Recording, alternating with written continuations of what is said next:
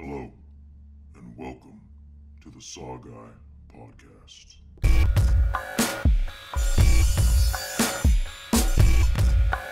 Like scary movies? What's your favorite scary movie? Here's Johnny. We'll tear your soul apart. The boogeyman is real, and you found him. Game over, man. Game over. What do you want? I want to hear you scream. Drop the front time, bitch! Welcome to the SaWGuy podcast. As always, I'm the SaWGuy, bringing you episode 11. I'm sure you noticed, gotta go with the theme right here, put on my little bandana. Kind of look pretty cool with this one, but it's a one and done deal. But anyways, I'm doing episode 11 on gangster horror, and I'm excited as fuck for this one. Now, why am I excited? Because I've done my research, and I looked all around, and no other podcast, no other horror movie themed show does gangster horror. Now, why do they not do gangster horror? I don't know. Like, your guess is as good as mine. But I mean, you see people talk about Tales from the Hood, Leprechaun in the Hood 1 and 2. They'll talk a little bit about it, but not a whole lot. But this episode is dedicated to all gangster horror. Now, why did I choose gangster horror? I'm going to tell you right now. Because gangster horror, basically, there's a lot of films that, if you think about it, they can all fit into gangster horror, which is actually pretty cool. We know the obvious ones, Tales from the Hood, Leprechaun, but a lot of people forget about Bones because, that was the one that Snoop Dogg did, and then he also did Hood of Horror, which is also like the secret film of the first original 8 Films to Die For, that when that came out back in '06. But also, too, a lot of people forget about Death Sentence. So if you guys seen my teasers that I had on there with Kevin Bacon holding the gun, and everyone's been asking, what kind of movie is that? What movie was that one? That's Death Sentence. That was the one that James Wan had did from Saw. That was his fourth film that he did. Just because he was doing Saw 1 and 2, and then they filmed 3. Then he went to do Dead Silence, and he did to do Death Sentence. But Death Sentence, that was another good classic one. Another one that people forget about is Old Boy. I mean, I won't get into too much on that one because I talked about Old Boy on the Foreign Horror because it's a foreign horror film. And then also, too, when you think about it, there's also Purge, Oh, look, there goes my mask. Well, shit, easier. Friggin' hot wearing it, but oh well. But Purge is also in there, too, But let's get down to the meats and potatoes on this because a lot of people have been asking me, what the hell do you mean by gangster horror? I'm going to tell you right now. SaWGuy doesn't forget about this. When gangster horror films came out, like Tales from the Hood and Leprechaun, all this stuff was going on, and you had to live at that time in the early 90s when rap was getting big, Rap was getting up there because of the fact of that's when you had all the social issues going on, and then NWA was this big thing, gangster rap grew up, and it's just, Hollywood wanted to cash in on it. Bottom line, that's what it was. But when they did that, they did really good when they did Tales from the Hood. Because Tales from the Hood, in my opinion, and probably a lot of your guys's, it was the first social horror film out there. Everyone's trying to say, oh, Get Out was the first one. Blah, blah. No. It was Tales from the Hood. And what I loved about Tales from the Hood was that it borrowed that same concept that Trick or Treat used. What Trick or Treat did is that they had like 5 different stories going on at once, and then it explained everything, Tales from the Hood was similar like that, but it had a meaning to it, So, real quick, I'll go into some of those movies like I always do. But from Tales of the Hood, it starts off with these 3 gangster kids, 3 hoodlums, whatever you want to call them. They were trying to go and get a drug deal going on with this guy who runs a mortuary. He goes in there and basically like, oh, okay, we'll make the deal, but first let me tell you some stories as I go and get it. And then he starts talking about different social issues and stuff. The first one was just like, whoa. I was surprised they did it because that was... the first story was about the police brutality. The police, they beat up a man of color just because of the fact of who he was. They were crooked cops, basically. And when he tried, that good cop didn't stood up for him. And then basically, he just kind of went crazy with everything. And then the whole story goes with that one is that he ends up killing the guys later on. And, it just had this weird Twilight Zone feel to that first story. But that first one was just like, whoa, why the hell they do that, But it was right after the Rodney King thing had happened, and that was a lot of heat down there, you know, especially in Southern California. I'm from Cali, so I remember all that when I was a kid, like, oh shit, you know. But then they did some other random stories with it too. You know, they did because they were basically talking about police brutality, racism, you know, all the stuff that I would consider social horror. And the reason why I say they're social horror is because, you know, it's a sense of horror that you're afraid of, a sense of fear, you know.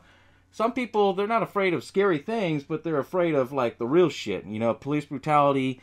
They're probably afraid of, you know, how racism involves and changes things, and you know, it's a different genre of horror. And that's why I was so excited to do this, because I was like, what the hell? No one's done this. No one's done social horror or gangster horror.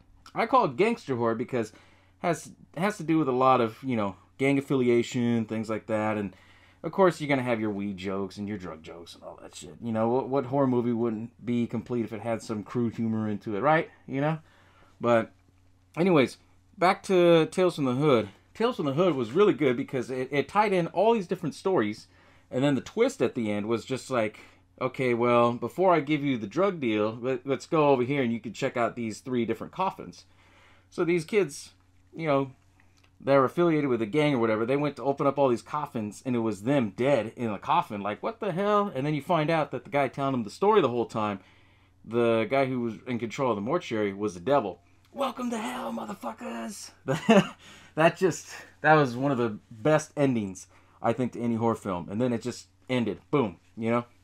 That was a really good one for what it was. It pushed a lot of envelopes, but then people forgot about it. Like, they really did. It wasn't until, I want to say last year, maybe late 2016, they finally announced that they were going to do a Scream Factory release on it and re-release it on Blu-ray. So if you haven't seen Tales from the Hood, it's out there on Amazon. It's out there on Blu-ray. You just got to search for it. But it's a damn good film, you know. I really liked it. Also, part of the gangster horror films, I know I'm going to be beating it like a dead horse. Leprechaun in the Hood. Why Leprechaun in the Hood?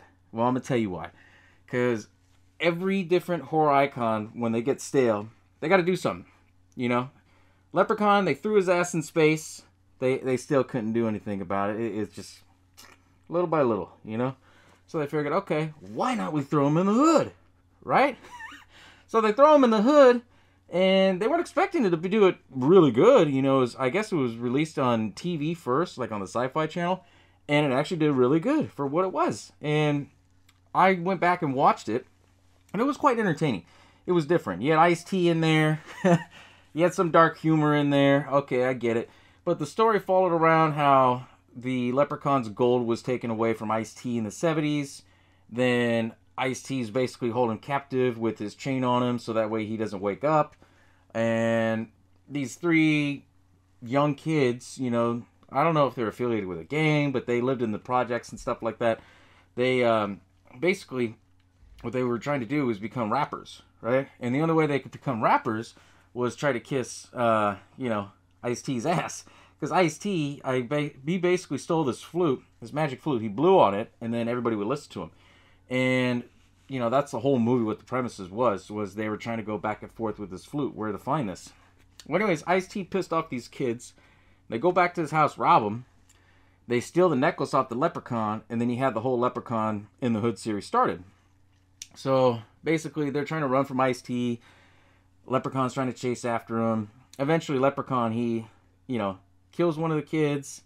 Then they try to go after the Leprechaun. And what I thought was interesting, had more of a gangster twist to it, was that they were going to try and knock out the Leprechaun. Because you have to use a 4-leaf clover. They gave him a joint rolled up with 4-leaf clovers, and it shows that he just, like, knocked out, you know? And then the whole story goes that Ice-T gets involved, he gets killed, and then, you know, the ending gets kind of dumb because the one guy that was, well, the one kid that was alive, he becomes famous, and then they even, you know, have, like, a Leprechaun song, Leppy in the Hood, ain't no good, and, yeah, it was different, you know? The second one I actually like, Leprechaun Back to the Hood.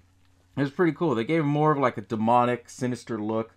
He was just basically protecting his gold, and it was kind of the similar story as the first one. It's just, it took place in the hood. And I like that premise, is to do it in the hood. Now, why do I say I like that? Is because, you know, you build up so many opportunities. I mean, granted, you build up the story of the about, like, okay, we know this individual looks shady. They might steal money, or they might steal his gold. And, you know, oh, or like this gang's going to come after him and do this and do that. And, you know, they have a big posse. And it's, it's a different genre, but it's entertaining. It really is. Out of all those 3 films alone, I was just blown away, because not too many podcast shows, not even horror movie shows, they talk about this, you know? But then I started thinking, like, okay, well, I don't want to do just 3 films on here, you know? SaWGuy, he doesn't forget shit. So I had to go and dig my research. And the other ones I was thinking about, we were talking about, were Bones, which I'll brush real quickly. You know, Bones was basically a story of, you know, Snoop Dogg. He was living in an area that later on becomes a hood. He basically was like a gang leader, kind of. And he had everything that he wanted, had owned the streets or whatever. People got jealous. They killed him. They thought they killed him. He comes back as a dog, you know, as Snoop Dogg. And he kills people little by little. Then he comes back. And then he goes on a rampage killing people. And then eventually he dies off. And his spirit lives on in another dog. Yeah. That's why it didn't do too well. Hood of Horror was actually pretty good. That came out in 2006. Snoop Dogg did that one, and he also hosted it. But basically, the whole premise on that one was like Tales from the Hood Part 2, kind of. It was like a secret sequel. But it was an actual secret film for the 8 Films to Die For at the festival. After the 8 films were played, then they're like, wait a minute, we got one secret one left. And then they played that one. And that one was actually interesting because, yeah, Danny Trejo and a few other people. And basically the whole story follows Snoop Dogg. He goes to hell.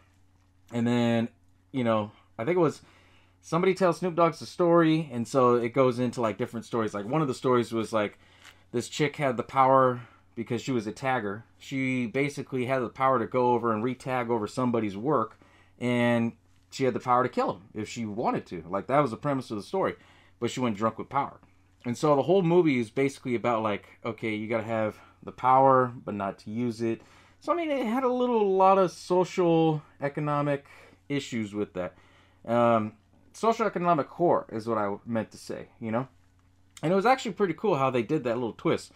Obviously, it didn't do too good because, you know, with people, they don't give a lot of love to gangster horror films, but there's been a lot of them. Like, you know, I'm going to tell you, I remember in the 90s when it got big, Tales from the Hood came out, and then you had a lot of these random straight-to-video DVD shit that came out. Even now, you'll still see it. Whatever shit that isn't good that's on Netflix or on Hulu, 9 times out of 10, it has, like, gangster horror tied to it. You know, it's like a gangster horror thing. Like, it really is. A lot of people are like, what the hell are you talking about? Trust me. I've seen a lot of stuff on Hulu and Netflix, and I'm just like, Some is good. Don't get me wrong. Some is good. Not all of it, though. But anyways, you know, I wanted to bring this episode up, too, because I know a lot of people, they're getting excited about Get Out and that movie and how successful it was. And I've been getting a lot of messages. Everyone's telling me, well, what'd you think of Get Out? I like Get Out now that I finally saw it, but it's just, it's not up to par as Tales from the Hood. And the reason why I think Tales from the Hood's always up there is because it pushed the envelope for a lot of things, you know? But, I'll get back to that in a second. But anyways, I want to continue a few more movies real quick. The Purge, I said, is part of a gangster horror film. It's considered action horror, but I say gangster.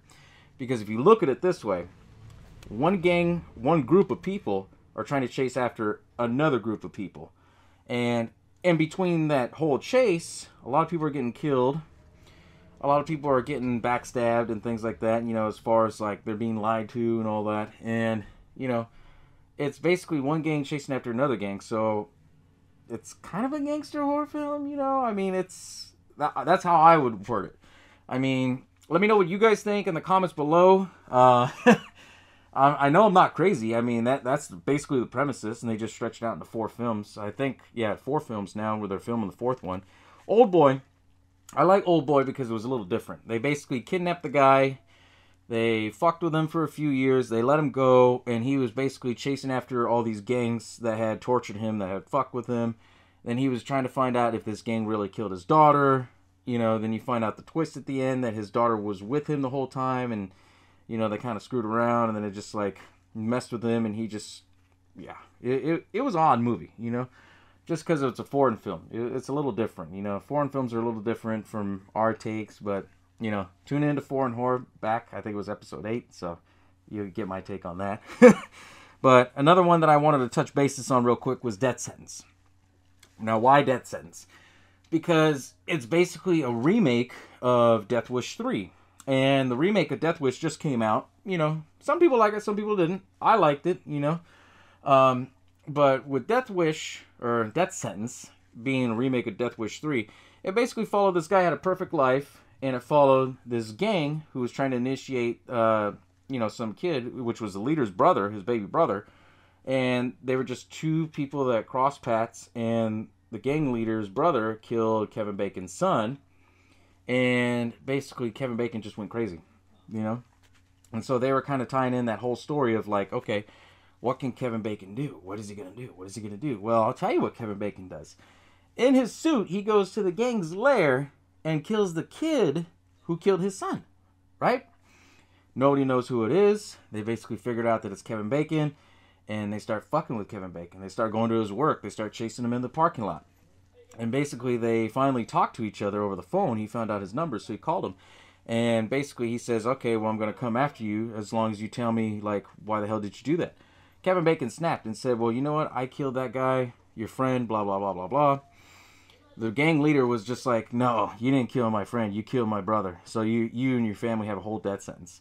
So the whole story goes is that the gang comes in, breaks into his house.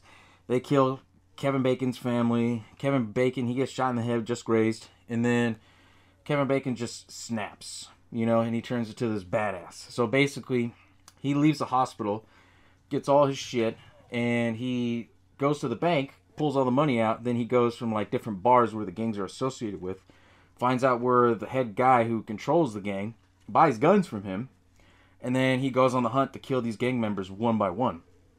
And I guess you can classify it as an action film.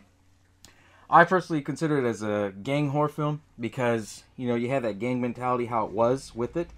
And the reason why I say gang mentality, it's just, you know, 10 guys versus one. They're chasing them around. So, for one, it follows the rules of horror. You have anxiety. You have that buildup, you know. You have, okay, is he going to get him? Is he not going to get him? You know. You have the gore, the deaths. I mean, it falls in all to the category of a gangster horror film. And a lot of people don't talk about it. They really don't, you know. I personally, you know, not affiliated with any gangs or anything, but it's just, it's different, you know. It really is. It's one of those genres that just, it comes and goes with society. It really does, because it's more social, you know. But if you've never seen Death Sentence, James Wan did it. I know I've seen it on Amazon. Occasionally, from time to time, they'll put it on Netflix. If I see it on Netflix, I'll let you guys know on social media.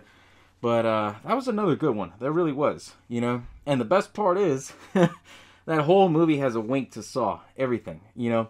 You have Judge Mary Shaw, which was the old lady who played off of Dead Silence. Mary Shaw. She played the judge in the movie. You have a lot of tagging in the background where the gangs are walking. But it's all Billy, you know. All the street names are named after from the Saw original series.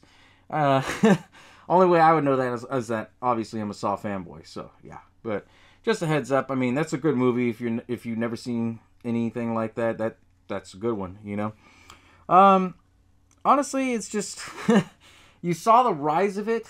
Like I said, when NWA and all these big rap games and all these this new rap genre came out, gangster rap came out. That's when all this shit was coming in because Hollywood wanted to capitalize on all that stuff that was going on. Eventually, music kind of changed. The horror movie genre just was like overnight, you know, and they would do like straight to video, straight to DVDs. But I mean, you would see it from time to time pop up. You really would, not all the time, but there was a lot of other movies I didn't put on any of my research notes because I saw them and I was just like, "Are you kidding me? No." That's for another episode. Like the most craziest, odd, boring, like drawn out movies. You know, and that's me trying to be nice. It really is. But anyways, I mean, that style, like, I've always enjoyed that style. I really did. Just because it was different, it was unique. You didn't see it as much, you know? Like, when you see a horror film, obviously, like, when the remake of It came out, you know? You started seeing a bunch of other killer clown stuff coming out, you know? Or, like, when The Conjuring came out, everything was all about spirits. You know what I'm saying? Like, everybody was all copying that. But nobody was really copying the gangster horror film, like, style. They really weren't. You go back and look at it. Like, I did my research on IMDb, like, try to look it up, Google, and you had a few, but they had a lot of time gaps, like at least 3-4 years difference between these movies. But Tales from the Hood still holds up to this day, because if you were to watch Tales from the Hood, you would still trip out. I hadn't seen it in a while, and when I saw it, I was like, holy shit, I forgot. David Alan Grier from In Living Color, he plays a comedian. He played an abusive father in one of the skits, and basically this kid had like telekinesis power where whatever he drew, he can crumple up and then, you know, break him up like a voodoo person, like a voodoo doll. Well, he drew a picture of David Alan Grier, and it showed that he was just crumpling him up, and then it showed like he was all crumpling in, and I was like, holy shit, this is this is different. This is odd. Like, you never see stuff like that. But, you know, it also, too, what I believe, it opens the doors for stuff like that. It, like, say, for instance, like Trick or Treat. Trick or Treat was famous, and to me, I think it was always good because he had like 10 different stories going on Halloween night, right? Same thing with Tales from the Hood, but except instead of doing like 10 different stories, you have like 3 stories explained to kids about like, hey, you fucked up, hey, you did this, you should have known what's right from wrong. And it had a point to it. It really did. Other movies did too. Like, I would go as far as say like Death Sentence. It just, to me, like that one, it was more action-packed, kind of in ways. But there was times in the movie that when you would watch, you're like, why the hell did he do that? You know, because there was a scene right in the beginning that Kevin Bacon knew who it was, but he basically lied to the cops and said, no, I don't recognize him. And the kid got out scot-free.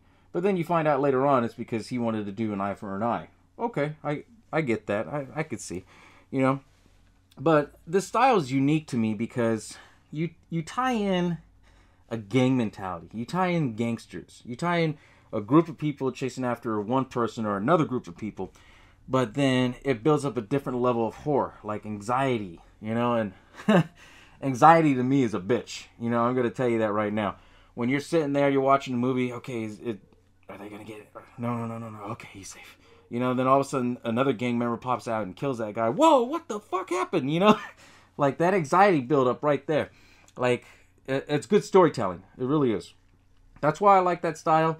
If I'm wrong, y'all let me know what you think on the comments below, because I'm anxious to hear what you guys think. You know, because I get a lot of shit already because everyone's like, what are you talking about? Gangster horror. Gangster horror. What? You know, that's only Tales from the Hood. Yeah, I know. But as I said before, you don't see it very often. It's not as mainstream. I mean, you'll see it from Redbox. You'll see it on Netflix, Hulu. Not so much on Shudder or the other sites. I mean, I have that, but it's just only from Tales in the Hood. Maybe Death Sentence, you know, one of those. But Purge, like I said, I consider that because the whole premises is following different groups of people moving all around. And the thing that I like about this, too, is that the very few that came out, they've become iconic. They really have, you know. If you talk to anybody from the mid-90s, when all that shit went down about the whole social issues with Rodney King and stuff like that, and police brutality, and then you had this whole everybody against everybody mentality. If you live that, if you're part of my generation, you know that movie right there, it still holds up today. I mean, look at the shit we're going through right now in the world, in society. That's some scary shit, you know? But at the same time, Tales from the Hood really pushed the envelope because you don't see any movies that push that envelope with it too much, you know? The closest thing I can come to, like, as far as pushing social issues would probably be They Live, you know, the movie with John Carpenter and the aliens living among people. That's the only thing I can come about, like, closest to social issues, but anything else, nothing comes close to Tales from the Hood. It really doesn't, you know? And it still holds up to this day. It really does. You know, quote me if I'm wrong. I mean, if you guys go back and watch that movie and you think about things like, we're still kind of in the same boat as, well, with issues and stuff like that. You know what I'm saying? But it's become iconic. It really has, you know. Leprechaun in the Hood, I thought that was really good what they did with it, because you think about it. They sent his ass to space. That was just... And, yeah, it could have been a lot better, but they sent the Leprechaun's ass into space because the franchise had grown stale. So, I give them credit. I give them a salute because of the fact of, you know, they tried something different. You never see a horror icon go into the Hood, you know. The day they make Jason Goes to the Hood, you know. Supposedly they did with Jason Goes to Manhattan. If you ever seen that movie, it's more like Jason's in New York for 10 minutes and that's it. But that was because of budget cuts. But, I mean, if they would have did a Jason movie where he was in an urban area, that would have been badass. But they never did. And I guess that's where they got the idea from, you know, when they wanted to do Leprechaun in the Hood. But the first one became so popular, they did a second one. And then, you know, the series got stale. That's for another later episode. Maybe the next one. Who knows? We'll see, you know. But anyways, like I said, they've all become iconic. The only one that hasn't really become iconic and has been getting forgotten a lot is Death Sentence. And it's a shame because that was a good film, you know. It kind of gave you the inside scoop a little bit on, like, a little bit of gang horror-ish mentality. You know, like how they methodically planned out the chase after Kevin Bacon's character. How they were going to chase him around the whole parking lot. And what they were going to do, either kick his ass or throw him off the ledge or whatever. And it built up a lot of anxiety. You know, it makes you think for yourself, like, oh shit, could that happen to me? You know? And that's good horror movie storytelling. Bottom line, I don't care what type of style it is. If it has a good horror movie storytelling, yeah. Oh yeah, that's some good shit. Doesn't matter if it's gangster horror or if it's, you know, creatures or if it's spiritual, supernatural, any of that shit. If it can tie down to where they make it really good storytelling and it could be legit, oh yeah, that's some good shit that they're doing, you know? But, I mean, it's just, it's such an odd genre. And I'm really shocked. Like, no one's ever talked about it. Ever. I mean, some people talk about Tales from the Hood, obviously. Okay. But no one really compares Death Sentence, Purge, Old Boy, Bones, Hood of Horror. None of that stuff, you know? But I'm anxious to hear what you guys think, because I tried to keep quiet when I was throwing out those teasers out there, because everyone's all like, what's gangster horror? What? You know, what type of horror movies are those, you know? But now that the episode's released, y'all let me know what you think about it, because I'm just stoked. Like, what do you guys think? Like, is that considered a genre? Is that considered a secret genre? Or is it something different? Should they continue making movies similar like this? Should they not? I mean, I'm really anxious to hear you guys' thoughts. I really am. Because that's my take on it. Personally, what I would love to see is if they continue doing more movies like that. And they honestly really did. You had the Death Wish remake came out. Eli Roth did it, who basically does 90% of his films are all horror films. Everybody knows that. But the way he did Death Wish kind of had that horror-ish mentality, gangster horror. That's the word I'm looking for. And if they ended up making this as a genre, you know, I want my cut out of it, because you know, not too many people know about gangster horror, or what they would call this type of style. They really wouldn't, you know. But anyways, that's all I got, guys. Thanks for tuning in. You know, I'll catch y'all on the next episode, so we'll see what happens there. All right, take care. Bow down to the